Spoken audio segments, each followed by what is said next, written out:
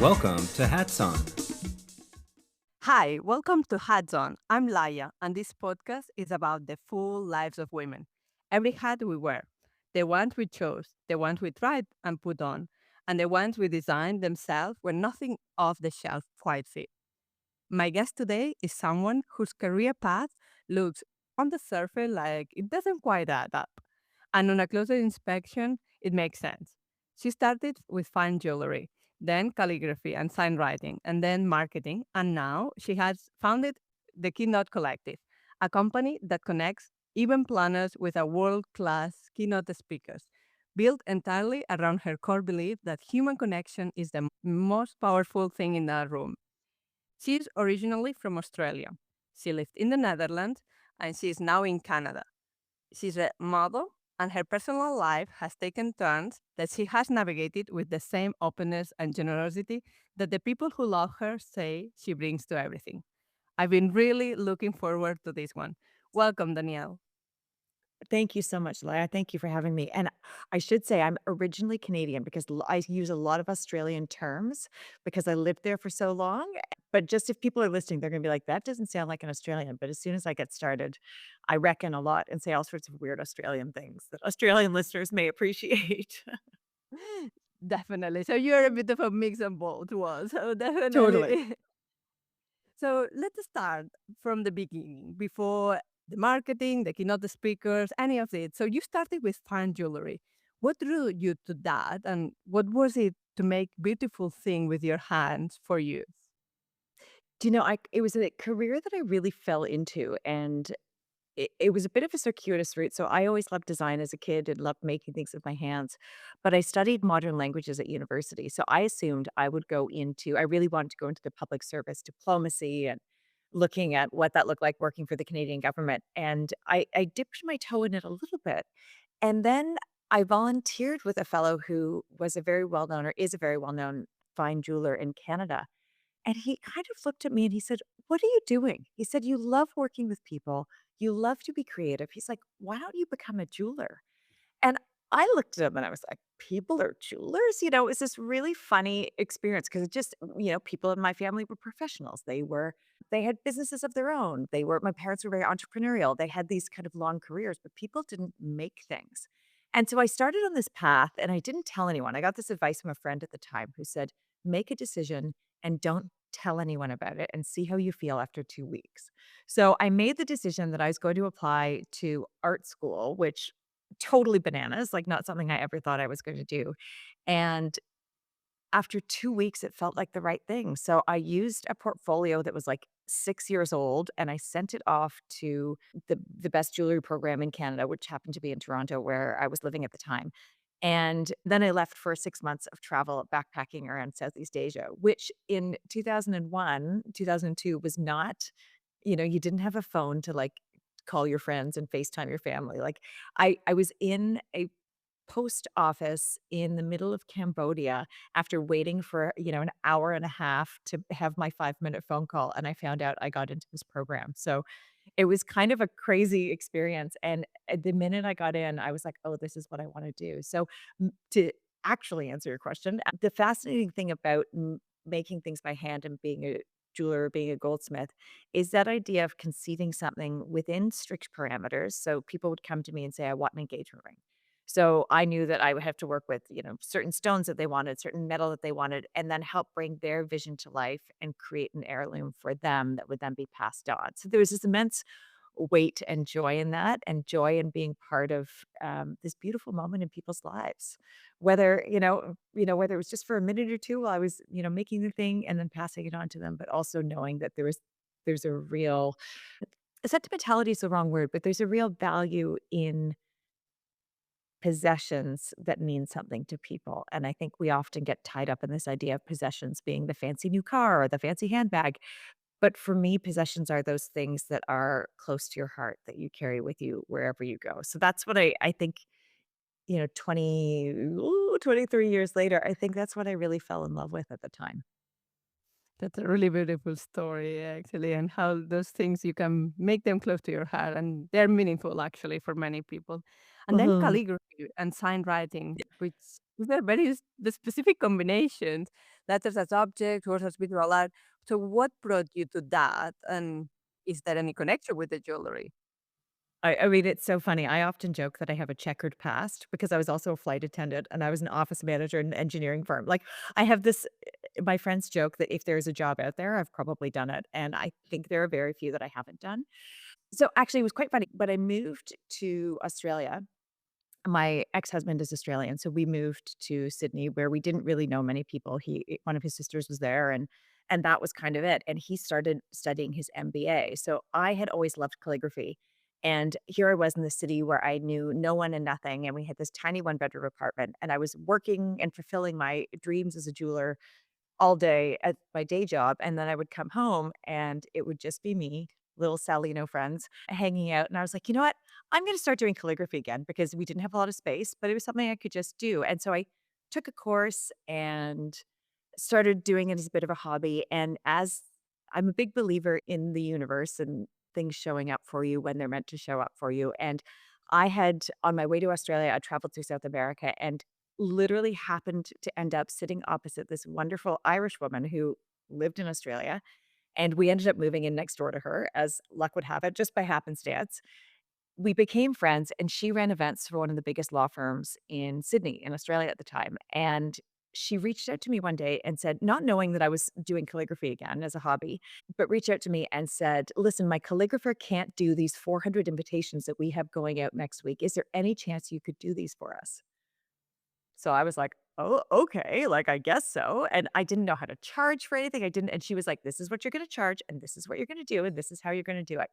And so that one job for her ended up being, 9 years of contracts with that one company that led on to other contracts that led on to me working with some of the biggest luxury brands, in Australia and around the world. I was doing things for Burberry and Chanel and Louboutin and all kinds of stuff, and then sign painting just kind of came as an extension of that. If I think my kind of trajectory around the world, calligraphy was easy. I had one desk where I would be welding platinum, and while that was cooling, I would then turn my chair around in my tiny little office, both in Sydney and Melbourne, and I had a desk with my calligraphy pages on it, and I would do my invitations, for whomever, Chanel or whatever else, and I would do them, and then I go back and work on the platinum ring, and then I go back and do this. So it's this really beautiful balance of creativity from that very hard jewelry making is hard. It's hard. It's forging and forming and bending, and it's all very kind of it requires strength in the way that you have to move the metal to create a piece, and calligraphy is the opposite, where there needs to be so much flow and looseness, and so it was a real yin and yang of creativity that I got to experience. I feel really grateful for that. I ended up co-creating this wonderful community of calligraphers in Australia, and we are all still friends and in touch, and the most wonderful women from all different walks of life who I never would have met, and it really taught me this ability to work together as a community in collaboration versus in competition. And that's something that has stayed with me. If one of us got a big job and we weren't able to complete it in the timeline that the client had given us, we would just call one of the other girls and say, "Hey," or put it on our WhatsApp chat and say, "Who's got time to do 200 invitations for so and so?" And then we would farm them out and they would do 200 and I would do 200, someone else would do 200, and we would just all share in that. And that was such a profound lesson that, stays with me so many years later. It's beautiful. It's how you work together, building this community. Equally, as you were Mhm. saying, I really like the expression of this yin and yang that you were able to do in a small space, so different task in a Right. time. So, wow, I can visualize. I'm just visualizing it. It's impressive.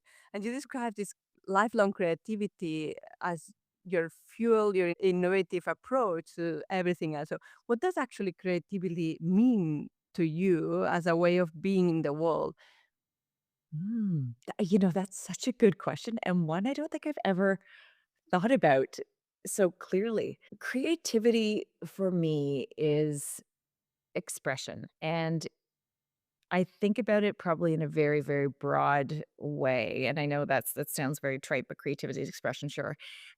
Creativity is anything that makes you feel more like yourself and makes you feel more like an expressed version of yourself. And I take that I love fashion, I love clothes, and for me that's a form of creativity. So, when I go on business trips now, I mean, it sounds like the stupidest thing to focus on, but planning what I'm gonna wear and how I'm gonna wear it, that actually helps me feel calm, and it because it's an expression of myself, and I'm like, "Okay, I know me, I can be that way even if I'm nervous about the event that I'm going to." I had, actually a mutual friend, one of your former guests and mine, a very dear friend, she always wears bright lipstick, and it was something my mom always did, and I really adopted that from the 2 of them. So that's another form of expression and creativity.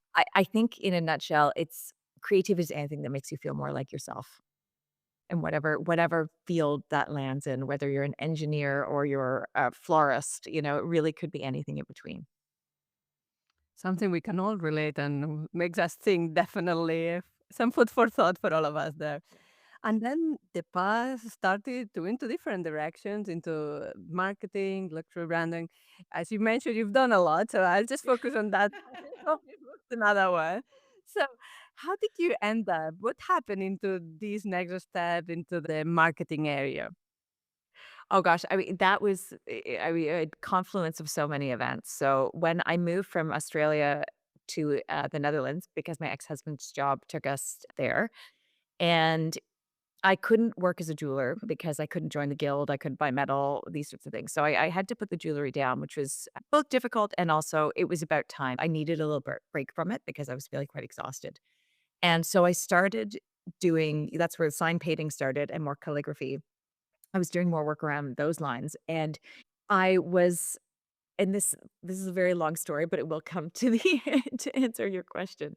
In all of my years of working for myself, and I've always had my own business since I was 25, I approach marketing with a very, and I say Canadian sensibility. Hi, I would like to work with you, and this is what I do, and here's my thing, and like, but it's okay. You don't have to call me. It's whatever you want. And I got to the Netherlands, and my marketing had to change because I wasn't getting any business from the people that I was approaching. And so, the thing that I love about living in Amsterdam was that people are very direct. There's no malice or anything behind it. They're just very direct and they say exactly what they think. So I was going to stores and restaurants and things going, "Hey, I'd like to work with you. And I noticed your menu could use a little bit of work. And this is who I am." And like zero. No one ever called me. No one ever did anything. So one day I got a bit fed up and I went into this great cafe and I bought myself a coffee. And their coffee was great and their sign was terrible. And I got home and I wrote them an email and I said, "Your coffee is excellent, but your sign is terrible." And they use slightly more colorful language, which I won't use for this, but I use the same colorful language to say, "Your sign is blanking terrible. You need my help. This is what I charge." And they called me 5 minutes after I sent the email and they said, "Great, you're hired. Can you be here tomorrow?"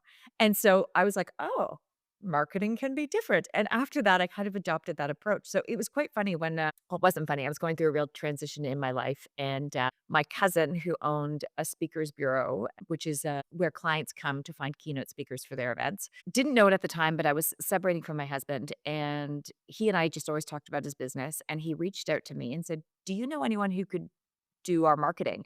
Where business is booming, the events industry is booming, and we need someone in a full time marketing role."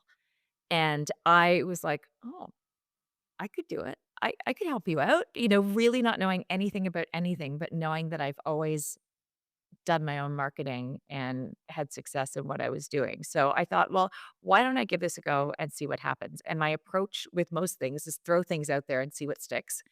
And sure enough, I kind of adopted that approach to that I had in Amsterdam, which is real trial and error, see what works. And the cool thing is that because I was coming to marketing and in the speaking world with a very different approach and viewpoint, my marketing stood out.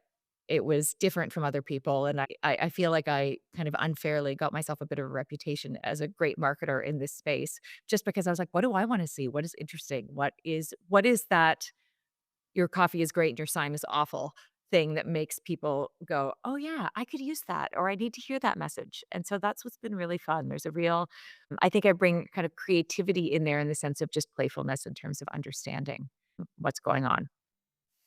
It's really interesting how you were able to combine all your skills and just leverage them into another level.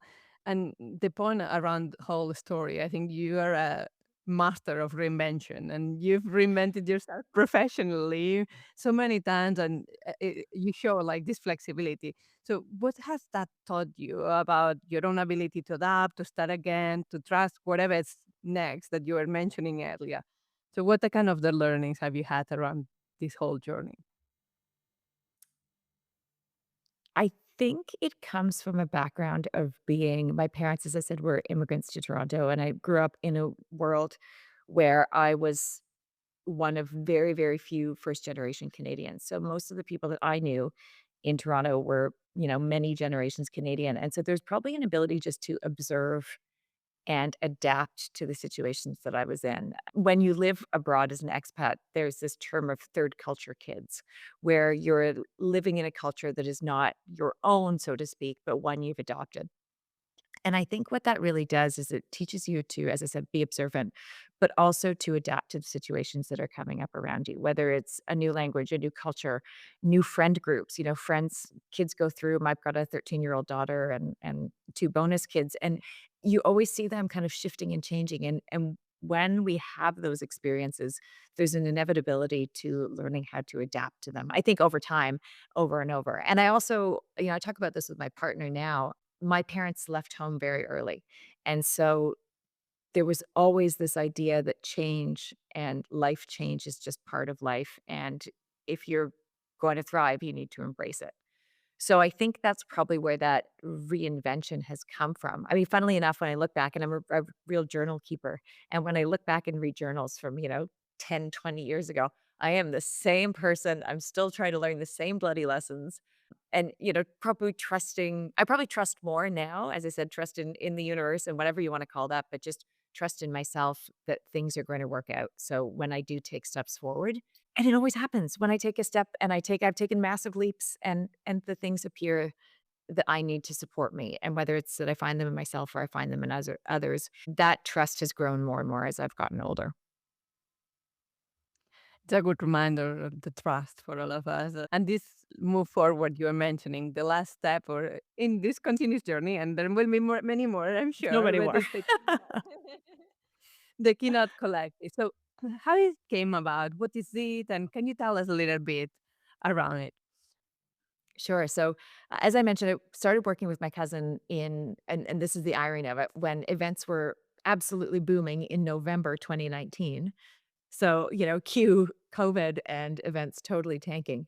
But in that period, I was doing marketing for my cousin's speakers bureau, which works internationally and works with keynote speakers and companies, Fortune 500, Fortune 100 companies all around the world. So it was a really, really interesting space to be in and be sitting at the foot of all of these just brilliant ideas and people who wanted to see change, help them create leaders, drive innovation, all of these just fascinating things. So there's a real growth aspect to that, which really appeals to me. And it was after working with my cousin, who I love dearly, for a few years, that I started to realize that what I was really drawn to, and I have sales, I think, is very much as service. Like, I don't think of sales as sales. I just I love talking to people. I love connecting people. And if I can help someone solve a problem, it is the best day ever. So as I was working with Derek and working on, companies coming to us and then us putting speakers forward, I realized that the people that I really wanted to be working with were the people I really believed in. And so last year, I separated from working with him full time and started what's called the Keynote Collective, which is a speaker management company. So I work with 9 keynote speakers who are professional keynote speakers. They all do research and have advisories, and I mean, just fascinating, fascinating people across a wide variety of disciplines and backgrounds. And they are out there sharing their ideas with the world. So I get to sit with them, help them build their careers, help them sell their ideas, help them work with more organizations and get their messages out further. So we work on strategy, marketing, sales, and all the back office stuff. It's really wonderful, and I there's so much I don't know. I mean, I think Vanessa was talking on your podcast earlier a lot about entrepreneurship and all of the things that entrepreneurship is about. And essentially, you just don't know what you're getting into. And I'm coming on to a year anniversary, and I've learned so much this year. I feel like I am 180 degrees from where I started in terms of my learning, and I know I'm literally at the tip of the iceberg. So there's something really wonderful about that, and I love the busyness and the constancy of it, and I get really excited to, again, to be hearing what my speakers are working on and the things that I can, help solve for the clients that come to us. It sounds super interesting. And one of the things I read you say is that connection is at the heart of everything you do. So, what is the most memorable, and maybe just picking one connection that you have ever witnessed between a speaker and a room? That is such a great question. There's so many. I mean, there's so many moments where you literally see people move to tears because they are having an experience. And one that stands out very recently, I had 2 speakers working at an event, and one was talking about how you can harness stress to make it your superpower. And that ability to kind of be open and realize what you're feeling stressed by and then step into it rather than shying away from it is a really powerful moment. So she kicked off the day and it was just wonderful. We saw this energy really shift and it was the sales team and they were amazing. And then my second speaker got up and she was talking about how you can kind of dive into that and dive into yourself to really feel more alive. And you just saw this unbelievable groundswell of just energy, and the crowd was just building, and there was a break between the kind of 2/3 of the way through, and the speakers have been working together, both just the most amazing, inspiring women. And the group there's 120 people, and they went outside onto this lawn outside of where the presentations were being held, and there's no music playing, but one of these speakers talked about how you need to get outside and feel the grass between your toes and dance and let yourself loose, and that was another part of the first speakers is, like, just dancing when there's no music. I'm not joking you that a group of about 40 people just started dancing on the grass, no music, no nothing. The CEO kicks off his shoes, is dancing in the middle of the circle. I mean, it was this, like, impromptu dance party in the middle of the afternoon with no music and nothing, and it was this unbelievable energy and groundswell of aliveness that had been created in these people, and they've written to us since and said, "This changed the way we work," and that is everything. Because if it changes if we think about how much time you spend at work and how much time you spend with the people you work with, if you can be going through a hard time and look at them and knowing that they have your back, you have theirs, that you're working together towards a common goal, I mean, there really isn't anything more powerful than that. Completely agree. Such a powerful moment. They won't work together the same as they did before. And let's move gears a little bit because through all of this professional dimension, you are a mother. Mhm. So everything happened alongside being a parent. So what has motherhood been like going through all of this? Oh, wow. I mean, it's been tumultuous and wonderful and surprising and all of the things. I'm not naturally maternal. People love babies and they want to cuddle babies, and I'm like, "Ugh, keep your baby. Thank you very much." It's been really interesting. So Mila is my daughter, and she's just turning 13 next month, which is extraordinary. And we've been through a lot. Within 4 years, we had lived in 4 different homes in 3 different cities and 3 different continents. Really, really extraordinary change that this young kid has evolved and adapted to. And then her dad and I got divorced. We moved to Canada. He lives overseas. I mean, we really have this really unusual situation and setup. And going through that period, when we moved back to Canada, it was COVID. I mean, all of this just it was really, really difficult. And I really questioned my ability as a mom and the things that I was doing.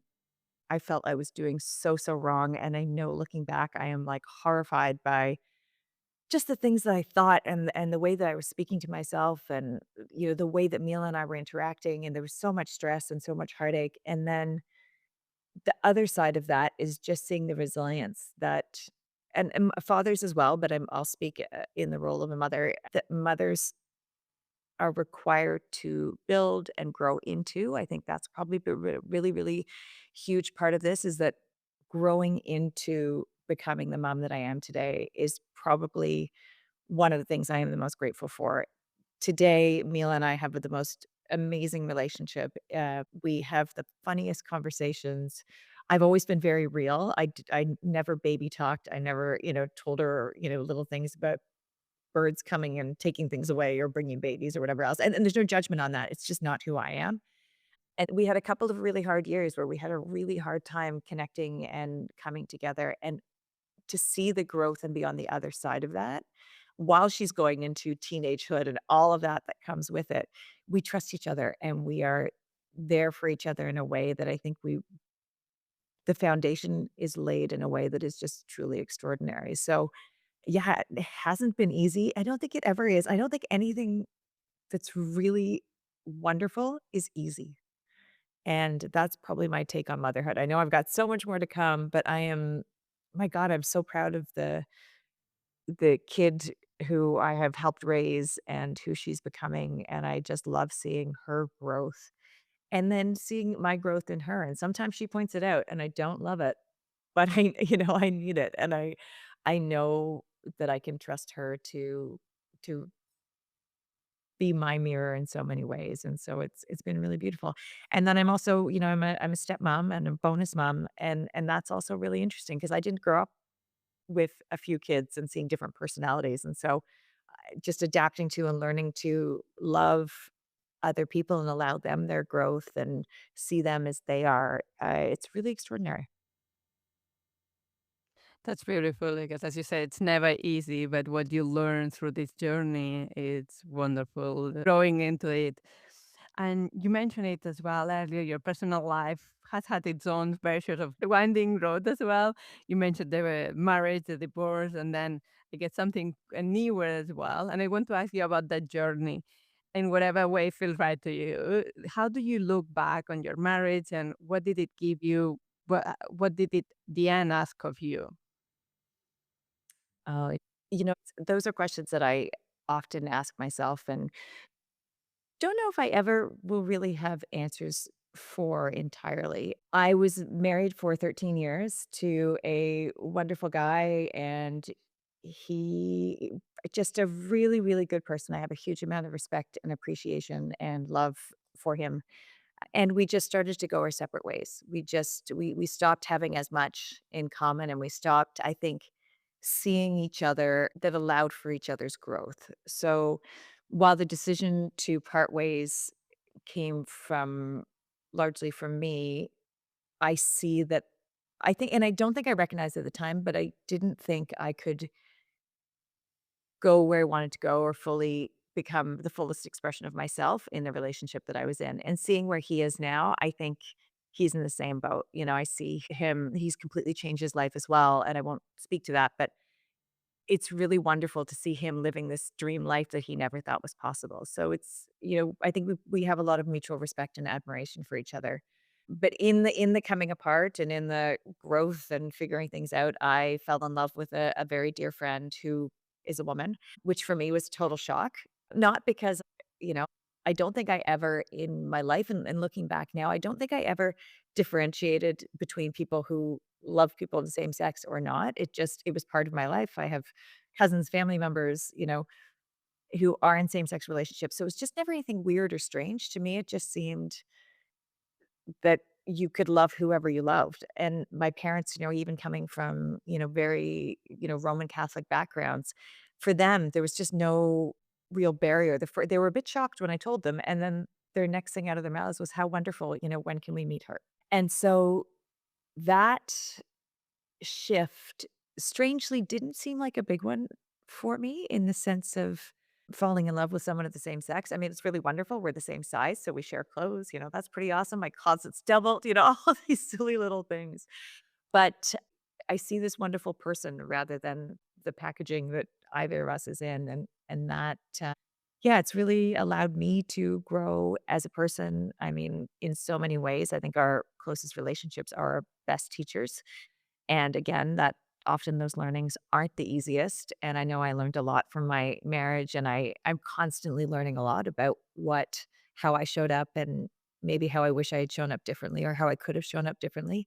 And then applying that learning to where I am now and the partner that I'm with now, who's just the most beautiful soul and has this unbelievable capacity for love. And there's such a gift in that. And so, yeah, it's circuitous route. Like if you had told me 25 years ago, I would be living back in Toronto in a beautiful home with, not one kid, but three kids. And my partner and I would, share dresses. I would have been like, you're crazy. But here we are. There's an actress, and for the life of me, I can't remember her name. She's in all sorts of great British shows. Phoebe Waller Bridge is her name. And she made this comment once, and it's always stuck with me. And it's life is full of texture, and the unexpected. And I love that because if we can be open to those unexpected moments of any kind, whether they're like micro moments of having a lovely exchange in the local cafe to literally changing your life and ending up somewhere you never thought you would. What a gift. Like, what a gift. Listening to you, there's so much positivity and taking every kind of a step through the journey into learning. So I think there's a lot for a lot of us to think about and take from that. Mhm. And I would actually want to ask, what would you want to say to a woman who is navigating maybe something similar, who has found the love somewhere she didn't expect it? What could you tell her? Oh my gosh. I mean, I could write a book on this, I think. And thank you for saying the positivity. Positivity is one of those things that I don't think I'm prone to. I think I'm quite a realistic person, versus being an optimistic person or kind of bent towards the optimistic. I think as I get older, I see how complicated, and I'm getting a little bit emotional about it. I see how complicated and complex life can be. And in all of that complexity and in what, can look like difficulty, there there are so many little gifts, but we have to let ourselves see them. So, in my experience, and I have people reach out to me, I'm not joking, all the time, who say, "Hey, I've connected with this person or this is happening." I'm not saying by any means everyone should burn their life down and move across the world and do all these things like that. Those decisions are hard and they're complicated, but I really think that if we're listening to our own alignment, if we're having those feelings where going back to that friend who said, sit on a decision for a couple of weeks. If you are sitting with something and it feels really aligned for you, it doesn't matter what other people say because everyone is going to have their own opinions. And the amount of people who told me I was crazy and I shouldn't do this and what am I thinking? I get it, but those were their fears talking. So are we making decisions from our fears or are we making decisions from our open hearts? And when you're making a decision from fear, pardon me, but shit goes sideways. That's just what happens. When we make our decisions from love, whatever happens is going to generate more love. That's what I truly believe. And, my mom is 83. She and my father were together for 57 years and we lost him recently, really unexpectedly. And I see this woman continuing to live her life with this endless amount of love and heart when she could be sitting at home crying for this, they were best friends and she could be sitting at home crying for him. And instead she is just throwing her arms wide open, saying, come on, world, like, let me love more. And that if we can make decisions from that place, only good things are going to come. Super powerful. Thank you, Danielle. And I love your mom. I can see where you get your energy and your supply from. And building on that, because the people who love you describe as a kind, generous, and deeply loving person. What does it feel like to be described that way? And does it match how you see yourself? I was so touched when you said that to me and just in our conversations, and I am always taken aback by the love that I'm shown when I let myself receive it. And I think as women, receiving kind words is almost impossible. And we deflect and oh, this old thing, this old whatever it is. Or when you say that to me, I'm like, oh, well, whoever said that, I paid them, and I use humor to deflect these things. But I heard something recently and it really stuck with me. And it was this idea that, if we think about abundance and we think about this concept of reciprocity and, abundance just being generated back and forth, if we deflect when someone shares a compliment with us or shares a kind word with us, we're actually turning off that abundance and we're turning off that tap of reciprocity. So we don't actually have the opportunity to say to someone, thank you so much. That really means something to me. So to the person who described me that way, I love her and adore her. And thank you so much. It is received and reflected back because I think we see in others what we have in ourselves because we recognize it and it means the world. That's wonderful. That mirror effect as well being there. Mhm. Super powerful. And before we close, I want to ask you about the three countries that you've been mentioning. You were from Canada, you lived in Australia, in Netherlands, and now back in Canada. So very different places, as you mentioned, continents. How have each of them shaped you? I don't know if I know that yet, other than superficial reasons, but I will think on that. Ask me that in 40 years, and I might have a different answer. But I think a friend of mine told me when I moved to Australia, "Don't miss things from home, take things from where you are." And so I'll share, I guess, a few traditions that I've taken with me or things. So there's a couple things you can see, no one else can see, but in my home that I brought from Canada. I have an art piece on the wall that is from a Canadian artist that has been in every one of my homes. So I think my original kind of departure from Canada was taking the things that mean something to me and making a home wherever I went. So that's probably my kind of Canadian legacy. Australians love to start any evening with a glass of bubbles. And I love that idea, whether you drink or not, but that idea of celebration. So you come together with your friends and you uncork a bottle of cava or prosecco or sparkling wine or whatever it is, and just celebrate the moment of being together. And that is such a gift of presence. And I really love that. And I do that whenever I have people here together. And I guess 2 things. The Netherlands was really profound for me because being a Canadian and having this very kind of circuitous way of asking questions and being very reserved and trying to be very polite all the time. I had to drop a lot of that and actually own my ideas and opinions in a stronger way in order to even speak to people. And so that was a real gift to learn to be more direct. And then the other is my bicycle. I have a Dutch bike. I still bike all over Toronto. It weighs 9 million pounds. I actually just bought myself a new bike because my other bike was so heavy. I couldn't put my work backpack in it and still get up the hill towards home without falling over. But that idea of just the ease that life is easy. I mean, no matter what the weather, Amsterdammers are out, sitting outside, having a cup of tea, riding their bikes. Everyone wears waterproof mascara because it's gonna end up on your face anyway. Your hair is kind of all over the place. There's this real love of life that is really consistent, I think, with all of these places that I've lived. We have our first nice weather in Canada, everybody's out enjoying it. Australians, like, their lives and their houses are built to live outside, and the Dutch are like, "Well, weather's terrible, we might as well be outside."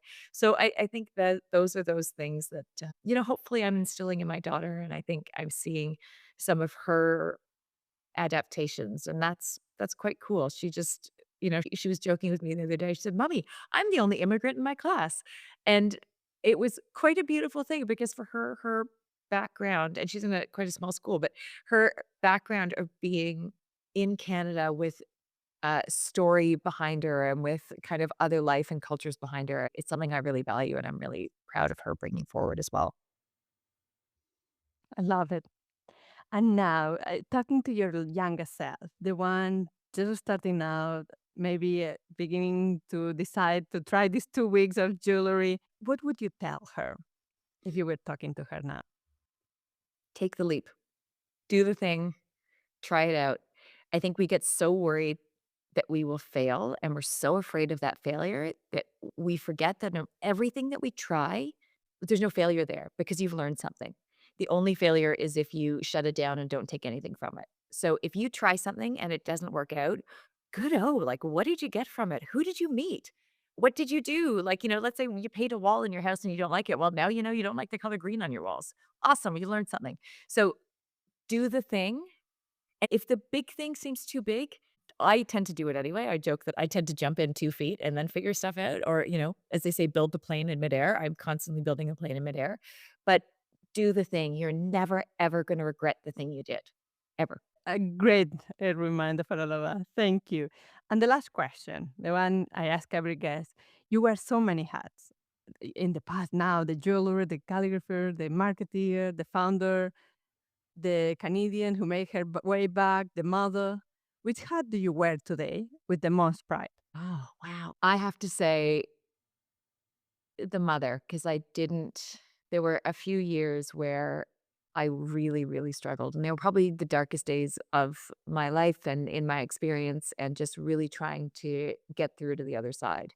And so to be able to really love and enjoy my time with my daughter and see her growing up to be this feisty, independent, funny, motivated kid is the one that I will hold clothes. Not everybody gets to see that one. That's the one I keep inside my coat and keep cozy, but I'm so, so proud of that one. Thank you for sharing that one with us. And thank you for the whole picture, the windy road, everything you carried, and providing that path that looks like doesn't add up very often and adds up exactly in the right thing. To everyone listening, I hope something in this conversation sparks something for you. Maybe it's a permission to take a turn you've been afraid of. Maybe it's the reminder that connection, really making it, is what makes work mean something. Or maybe it's just the reassurance that the life can hold more than one version of ourselves and that all of them can be true at the same time. Hats on. Until next time.